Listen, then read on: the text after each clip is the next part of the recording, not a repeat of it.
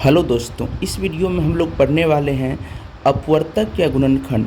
दोस्तों, अपवर्तक या गुणनखंड गणित का वो टॉपिक है जिसका उपयोग हर जगह होता है। तो आज हम लोग इसी को पढ़ने वाले हैं, अपवर्तक या गुणनखंड। इंग्लिश में इसको फैक्टर या फिर डिविजर बोलते हैं। तो सबसे पहले हम लोग इसका डिफिनेशन देखेंगे। डिफिनेशन लिखा हुआ है, वह पूर्णांक जो किसी पूर्णांक को पूर्णतः विभाजित करता है उसे उस पूर्णांक का अपवर्तक कहते हैं। अतः अगर कोई पूर्णांक किसी दूसरे पूर्णांक को पूर्णतः विभाजित करेगा, यानी कि उससे यदि भाग देंगे तो शेषफल हमारा 0 आएगा, तब हम दूसरे पूर्णांक को पहले वाले पूर्णांक का अपवर्तक कहते हैं। तो सबसे पहले हम लोग एग्जाम्पल से समझते हैं। तो एग्जाम्पल हम लोग देखते हैं एक से। तो हम एक क्या है, पूर्णांक है। हम लोग देखेंगे कि एक में किस किस पूर्णांक से भागा लग रहा है, यानी कि वह कौन कौन सा पूर्णांक है जो एक को पूर्णतः विभाजित करेगा। तो हम लोग बोलेंगे एक को सबसे पहले तो एक से पूरा पूरा भागा लग जाएगा। क्या सिर्फ एक से लगेगा? जी नहीं, एक के साथ साथ -1 से भी इसमें भागा लगता है, यानी कि एक को एक बार में ये कट जाएगा। -1 से को यदि हम -1 से गुना करेंगे तो 1 आता है, यानी कि -1 से भी पूरा पूरा विभाजित होता है। वहीं यदि हम बात करते हैं 2 का, तो 2 में क्या होगा, 2 में भी 1 से लगेगा और -1 दोनों से लगता है। साथ ही साथ 2 में 2 से भी लगता है, +-2 से भी लगेगा, +2 से भी 2 कटता है और -2 से भी एक बार में ये कट जाएगा।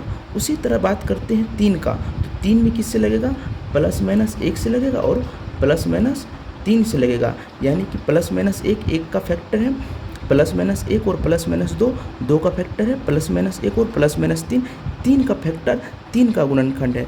उसी प्रकार 4 का फैक्टर हम लोग देखेंगे तो देखेंगे कि 4 में किस किस पूर्णांक से पूरा पूरा भाग लग रहा है। तो हम लोग देखते हैं कि 4 में +-1 से लग रहा है, +-2 से लग रहा है और +-4 से भी ये पूरा पूरा कट जाता है। तो ये सभी क्या है, ये सभी इसके फैक्टर है। 5 में किससे लगेगा, +-1 से लगेगा और +-5 से पूरा पूरा कट जाता है। 6 में किससे लगेगा, +-1 से, +-2 से, +-3 से और +-6 से इसमें पूरा पूरा भाग लग जाता है। 7 में किससे लगता है, +-1 से और +-7 से। 8 में किससे लगेगा, +-1 से, +-2 से, +-4 से और +-8। इस सब से क्या हो जाएगा, 8 में पूरा पूरा भाग लगता है।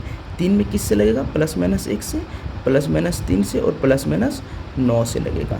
10 में किससे लगेगा, +-1 से, +-2 से, +-5 से और +-10 से पूरा पूरा भाग लगेगा। 11 में +-1 से और +-11 से भाग लगेगा। यानी कि अब आप लोग निकाल सकते हैं किसी भी संख्या का फैक्टर, ठीक है।